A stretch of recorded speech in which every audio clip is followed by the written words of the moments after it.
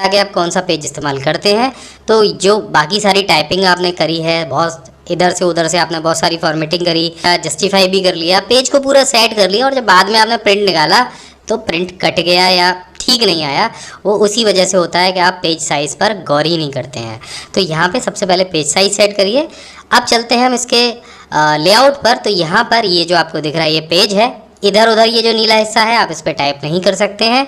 साथ में यहाँ पर ये जो दिया गया है ये इसका स्क्रॉल है, जिससे आप पेज को ऊपर नीचे खिसका सकते हैं आपने जो भी मैटर टाइप किया हो।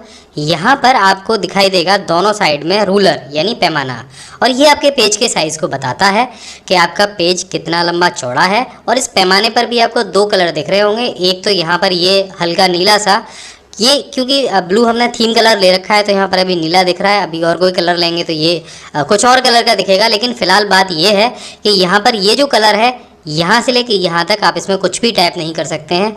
और ये जो पैमाने का वाइट एरिया है ये आपका टाइपिंग एरिया है, यहाँ पर आप काम कर सकते हैं।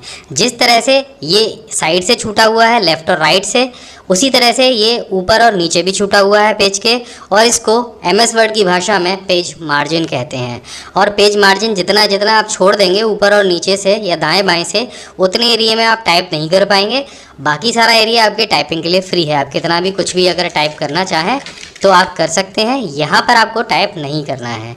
आमतौर पे पेज मार्जिन छोड़ते हैं हम लोग, फाइल में पेज लगाते हैं तो यहाँ पर थोड़ा सा ज़्यादा छोड़ देते हैं। डिफ़ॉल्ट मार्जिन मैं आपको बता देता हूँ। सिंपल आपको इसे खिसकाना है, और जैसे आप इसे खिसकाएंगे देखिए यहाँ पर आपको पैमाना दिख रहा होगा, ये उल्टा चलता है और इधर की साइड में जो वाइट कलर वाला है वो सीधा चलता है।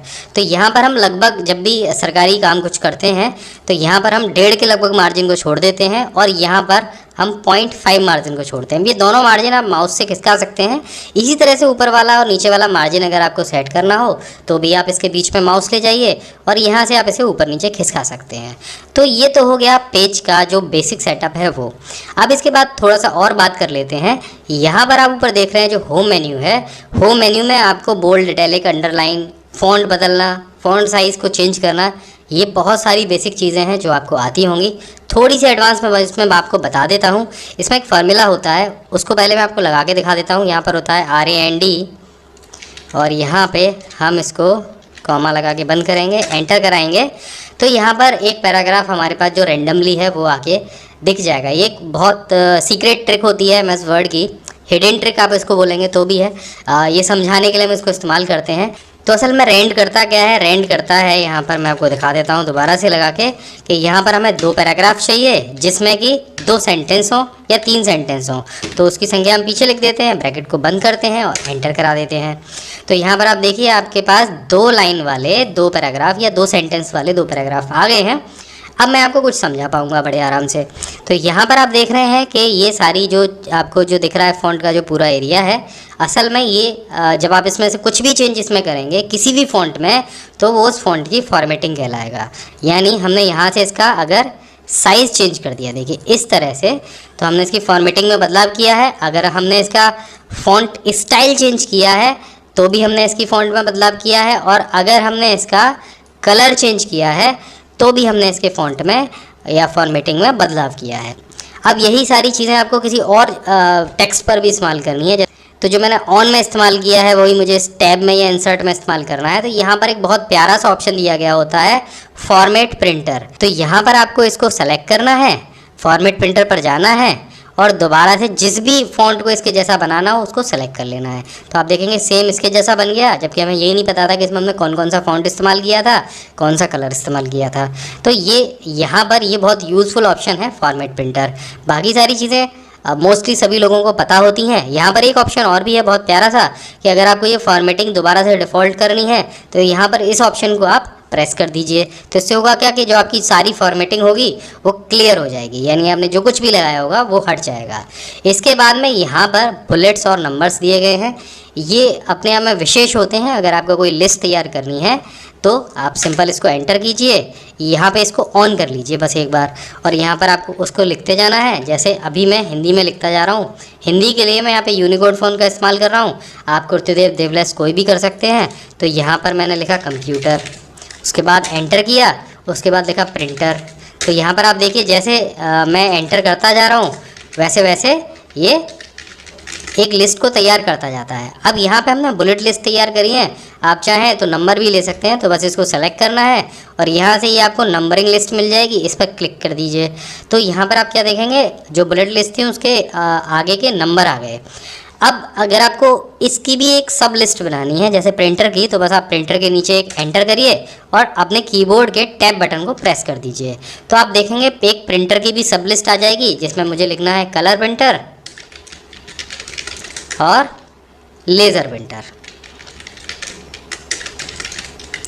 तो इस तरह से सिंपल टैब दबाकर आप किसी के भी नीचे सब लिस्ट बना सकते हैं। और सब लिस्ट से अगर बाहर निकलना हो तो आपको डबल एंटर करना है, आप बाहर आ जाएंगे। तो जैसा कि आप यहाँ पर देख रहे हैं, हमारे पास MS वर्ड का एक ब्लैंक पेज है और अगर हमें यहाँ पर टेबल बनानी है तो हमें जाना होगा इंसर्ट पर। मैं इस वीडियो में आपको बेसिक से लेकर एडवांस तक की काफ़ी सारे टिप्स और ट्रिक्स बताने वाला हूँ, तो इस वीडियो को पूरा ज़रूर देखिएगा। तो यहाँ पर हम इंसर्ट पर जाएंगे और यहाँ पर आपको टेबल का ऑप्शन दिखाई देगा। ये आप माउस से टेबल बना सकते हैं बड़े आराम से। तो आप इस ऑप्शन पर क्लिक कीजिएगा, यहाँ पर आपको काफ़ी सारे ब्रैकेट्स दिखाई देंगे। तो जितने बॉक्सेस आप ऊपर सेलेक्ट करेंगे वो आपके कॉलम बन जाएंगे और जितने बॉक्सेस आप नीचे की तरफ सेलेक्ट करते जाएंगे वो आपकी रॉज बन जाएंगी। तो एक दूसरा तरीका भी मैं आपको बता देता हूँ टेबल बनाने का, जिसमें आपको कहीं भी नहीं जाना है। तो इसके लिए आप अपने कीबोर्ड के न्यूमेरिकल कीपैड में जाइए, वहाँ आपको प्लस और माइनस के बटन दिखाई देंगे। प्लस बटन का मतलब है आपके बीच का ये जो यहाँ पर आप देख रहे हैं ब्रेक है, यानी आपका एक कॉलम है, और माइनस का मतलब है आप कितना चौड़ा एक कॉलम बनाना चाहते हैं। तो हमने यहाँ पर एक प्लस और एक माइनस बनाया, तो उसका मतलब यहाँ पर होगा एक ये जो बॉक्स है, एक ये जो कॉलम है वो बन के तैयार हो जाएगा। इसी तरीके से हमें यहाँ पर जितने भी कॉलम बनाने हैं वो उतने माइनस के निशान और उतने प्लस के निशान यहाँ पर जोड़ लेंगे, कुछ इस तरीके से, ये देखिए, और बस अपने कीबोर्ड से इसे एंटर करेंगे तो आप देखेंगे यहाँ पर एक टेबल बन के तैयार हो जाएगी। अब टेबल में हम और क्या क्या कर सकते हैं वो भी हम जान लेते हैं और कौन कौन सी यहाँ पर शॉर्टकट की होती हैं। तो आप जान लेते हैं कि टेबल में काम कैसे किया जाता है। काम करने का बहुत सिंपल है, आप यहाँ पर कुछ टाइप कीजिए, फिर टैब दबाइए, कुछ टाइप कीजिए, ऐसे आप टाइप भी कर पाएंगे और आगे भी बढ़ पाएंगे। लेकिन अगर आप इस टेबल में पीछे जाना चाहते हैं, यानी कि जो दूसरा कॉलम है उसमें कुछ चेंजेस करना चाहते हैं, तो आप शिफ्ट की को प्रेस कीजिए और टैब दबाइए। तो इससे क्या होगा, आप टेबल में पीछे जा पाएंगे और काम कर पाएंगे। मानिए हमने यहाँ पर 25 की जगह 26 करना है, आप फिर टैब से आगे जा सकते हैं और काम कर सकते हैं। लेकिन अगर आपको पीछे जाना होगा तो सिंपल आपको दबाना है शिफ्ट के साथ में टैब की को। तो ये तो हो गया एक फीचर। तो अब हम यहाँ पर कुछ नंबर डाल लेते हैं ताकि आपको पता चले कि हम क्या करने वाले हैं, और यहाँ पर कुछ डेटा फीड कर लेते हैं।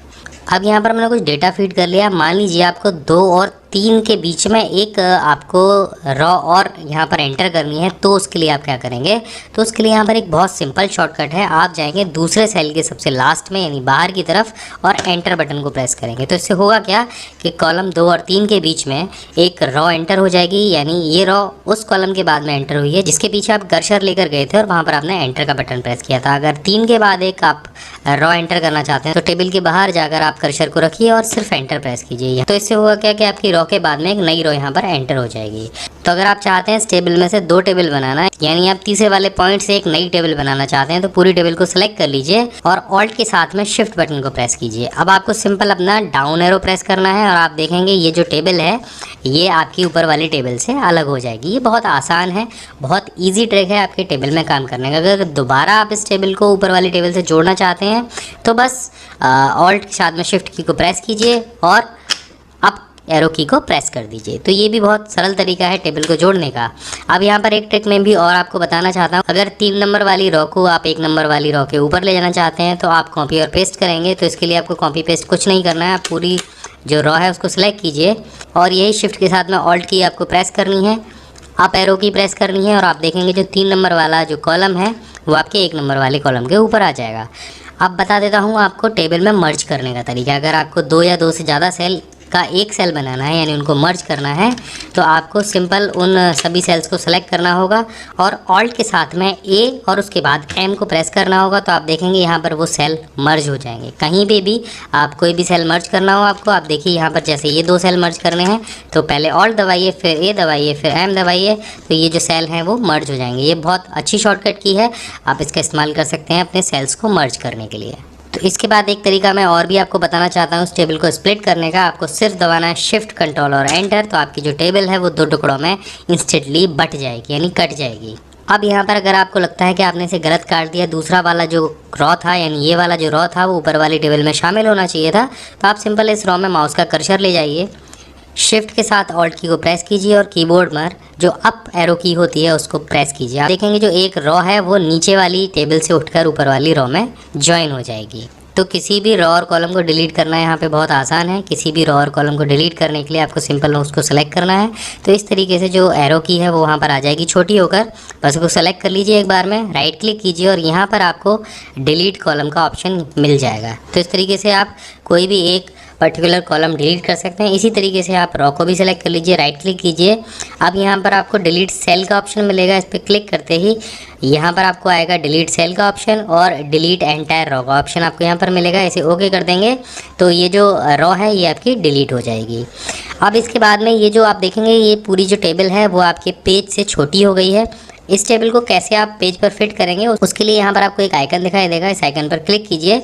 ये असल में मूव आइकन है, इसकी सहायता से आप टेबल को कहीं भी मूव करा सकते हैं। मानिए मुझे टेबल यहाँ पे रखनी है या इसके बाद मुझे नीचे ले जानी है, लेकिन इसी आइकन पे क्लिक करके यहाँ पर आपको ऑटो फिट का ऑप्शन दिखाई देगा। यहाँ आपको 3 ऑप्शन दिखाई देंगे, auto fit to content, auto fit to window और फिक्स कॉलम विड्थ। तो इस समय आप फिक्स कॉलम विड्थ का इस्तेमाल कर रहे हैं, लेकिन जब आप ऑटो फिट टू विंडो का इस्तेमाल करेंगे तो जो आपकी टेबल है वो आपकी पूरी विंडो के हिसाब से यानी आपके पेज के हिसाब से फिट हो जाएगी।